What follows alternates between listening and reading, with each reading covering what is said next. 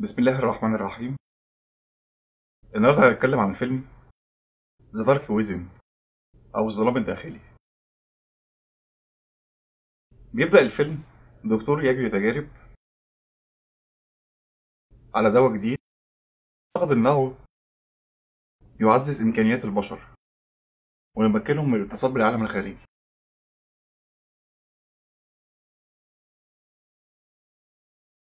وبيجرب الدكتور على حالة من حالات الدواء بتاعه، وفي نفس الوقت بيجربه على ابنه ماركوس اللي هو بطل الفيلم. الحالة اللي بيجرب عليها الدكتور بيظهر عليها أعراض غريبة وبيخرج منها دخان اسود كثيف كأنها مساسها الشيطان. وبتمر أعوام ثم يظهر ماركوس ومعه دكتورة نفسية تتابع حالته بعد إخراج المشروط عنه من السجن، وبتديله الدكتورة مفتاح بيت والده القديم لاعتقادها إن هو هيساعده يخرج من الحالة اللي هو فيها. وفعلا وصلته الدكتورة لهناك، وفعلا الدكتورة خدته ووصلته لغاية البيت وسابته هناك. ودخل ماركوس البيت وبيدور في حاجات والده القديمة. وهو بيدور لقى شريط متسجل عليه والده مسجل له رسالة عليه. وهو بيدور لقى شريط والده مسجل له رسالة عليه بيحكي فيها عن التجربة اللي كان بيمر بيها وإن إزاي التجربة فشلت.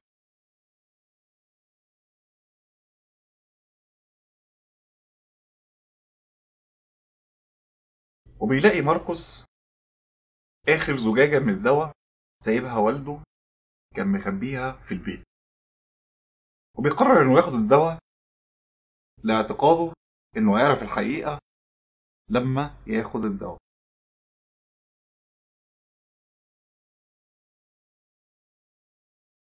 وخدها فعلا ماركوس عشان هو فاكر إنه هيسترجع ذكرياته كده ويفهم إيه اللي حصل قبل كده.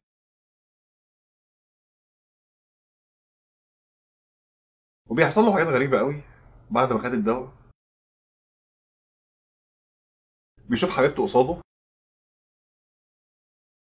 إن هو بيقتلها بالغلط،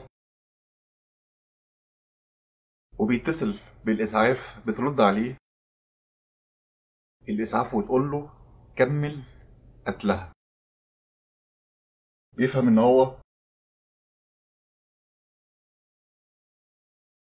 تحت تأثير الدواء وإن الشيطان هو اللي بيكلمه.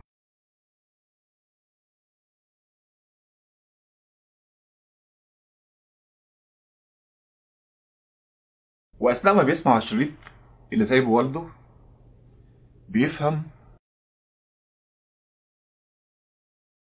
إن هو الوسيط الوحيد بين العالم بتاعنا والعالم الخارجي.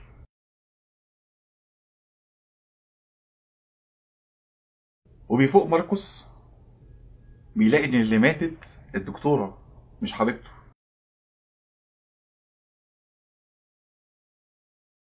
فبيفهم إن كل ده بيحصل بسبب الدواء اللي هو خده.